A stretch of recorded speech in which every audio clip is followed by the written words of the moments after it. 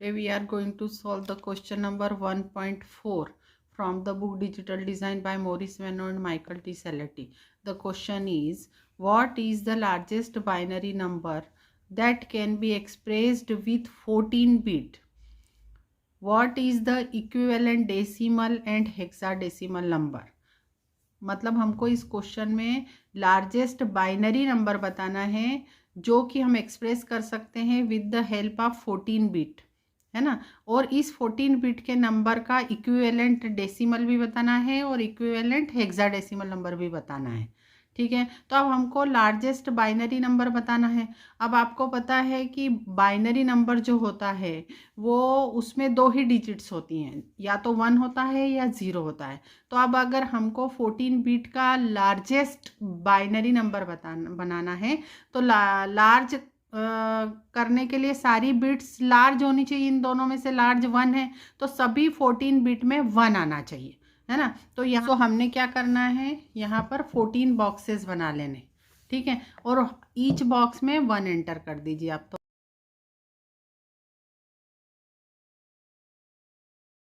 Number लिख लिया है 14 बिट का लार्जेस्ट बाइनरी नंबर।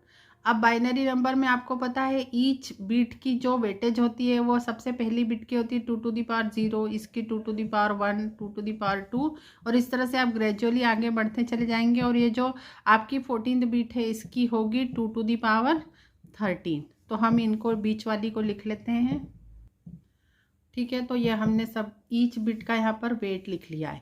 अब इसके बाद इसको अगर हमको ये 14 बिट का लार्जेस्ट बाइनरी नंबर है, इसको हमको इसका डेसिमल इक्विवेलेंट लिखना हो तो डेसिमल नंबर क्या होगा, तो ये होगा यहाँ पर 1 into 2 to the power 0 plus 1 into 2 to the power 1 plus 1 into 2 to the power 2 plus 1 into 2 to the power 3। ऐसे हम ऐड करते चलेंगे till plus 1 into 2 to the power 13। तो हमने यहाँ पर लिख लिया इसको 1 into 2 to the power 13 plus 1 into 2 to the power 12। इस तरह से सारे लिख लिए हैं। और यहाँ पर 1 का मल्टीप्लिकेशन इसलिए नहीं लिखा है कि उससे कोई फ़र्क नहीं पड़ता, तो इसको ऐसे ही लिख लिया है 2 to the power 3 plus 2 to the power 2 plus 2 to the power 1 plus 2 to the power 0। और इसको आप सॉल्व करेंगे तो इसका आंसर जो आएगा वो इक्विवेलेंट डेसिमल नंबर होगा, है ना।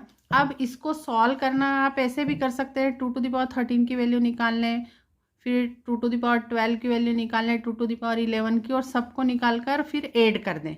एक तो वो तरीका हो ही सकता है, लेकिन एक और मैं इसका आसान तरीका आपको बताती हूँ। देखिए यहाँ पर आप देखिए कि अगर हम इनकी वैल्यू निकाले 2 टू द पावर 0 मतलब 1 और 2 टू द पावर 1 मतलब 2, मतलब इन दोनों का एडिशन 3 हुआ। और इसके बाद का जो 2 टू द पावर 2 है मतलब उसकी वैल्यू 4 हुई। तो इसकी वैल्यू 4 होती है तो इसके पहले के जितने भी 2 के पावर होते हैं उनका एडिशन इसका जो आंसर आया उससे 1 कम होता है। देखिए इसका आंसर 4 आ रहा है और इन दोनों का एडिशन 3 हो रहा है। हम इसके आगे से भी और समझ लेते हैं। जैसे 2 टू द पावर 3 की वैल्यू होती है 8, है ना, तो इन तीनों का एडिशन 7 आना चाहिए।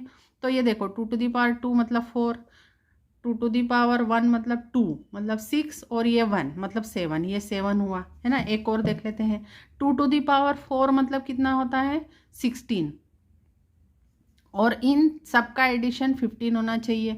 तो देखिए आप देखिए 8 प्लस 4 प्लस 2 प्लस 1, तो 8 प्लस 4 प्लस 2 प्लस 1 कितना होता है 15 होता है। मतलब यहाँ पर आप जैसे 2 टू दी पावर 13 और इन सब का रेस्ट ऑफ द 2 की पावर का एडिशन अगर हम करेंगे तो वो आएगा 2 टू दी पावर 13 माइनस 1।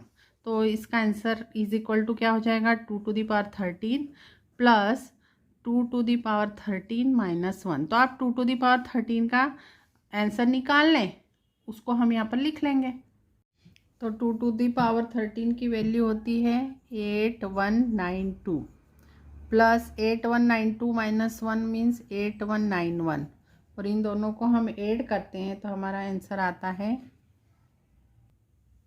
16383। तो ये हमारा डेसिमल नंबर हुआ इसका इक्विवेलेंट, ठीक है।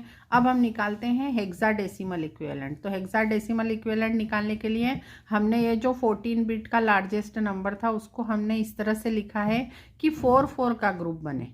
देखिए ये 4, ये 4 और ये 2, तो ये टोटल होगा ये 14 है ना।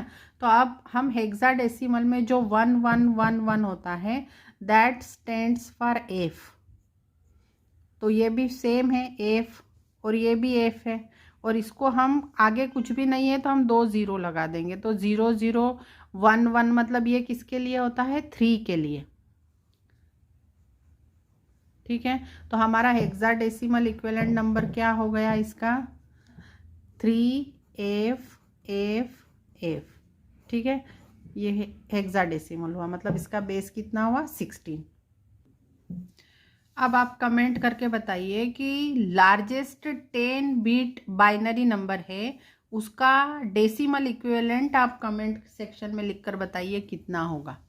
ठीक है, thank you for watching the video. If you are liking our videos then please like, subscribe and share our channel.